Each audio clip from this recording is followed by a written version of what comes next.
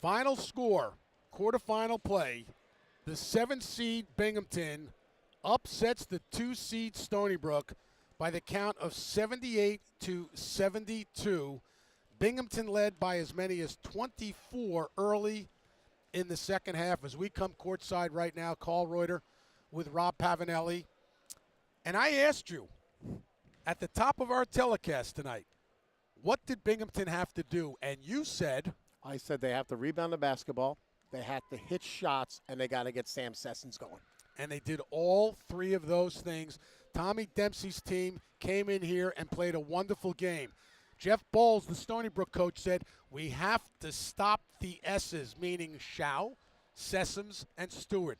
Did not do any of them. All three of them played a critical part in the game, including what probably sent Stony Brook home on the play at the end where the officials had a review. Was it a block or a charge? Stewart would have been out. They reversed the call, and they called it a charge. Sessoms was on fire all game long, especially in the first half. He had big shot after big shot, got hurt midway through that second half, and really was somewhat ineffective. J.C. Shao, that's when he took over offensively. A tremendous all-around game by Caleb Stewart. Hit big shots in the first half, big blocks in the second half, and that big charge that we talked about that may have sealed the fate for Binghamton. You know, in this game, Elijah Olani played so well for Stony Brook, had 27, but it wasn't enough. Yaquazi Yaboa did not have that good of a start. Finished a little bit stronger, but it was too much Binghamton. They just did all the little things tonight. They got a lot of loose balls. They did a good job on the glass. As I mentioned, Stony Brook struggled from downtown. Olani, as well as he played, was 1 for 7 from beyond the arc. Yaquazi Yaboa, 1 for 7. Jerron Cornish, 1 for 5. So Stony Brook, the zone of Binghamton really gave Stony Brook some trouble, especially in the first half. Valiant effort coming back. All cut the lead to 5. Just too much J.C. Shao. Binghamton missed some free throws that allowed Stony Brook back in the game, but then they had some big ones to close it out.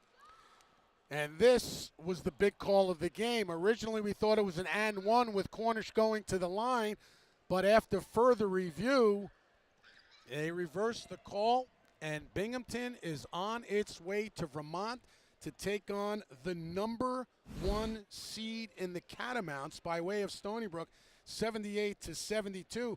So the 1 seed, the 3 seed, the 4 seed, Pav, all advanced. The 2 seed falls at home. Tough loss, but credit Binghamton.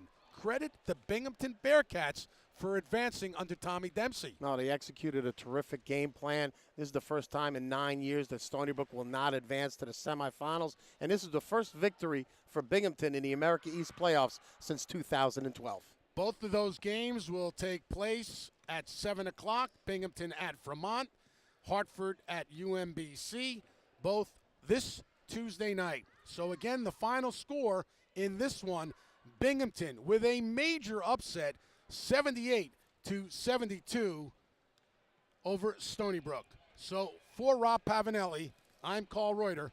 Good night from Stony Brook University.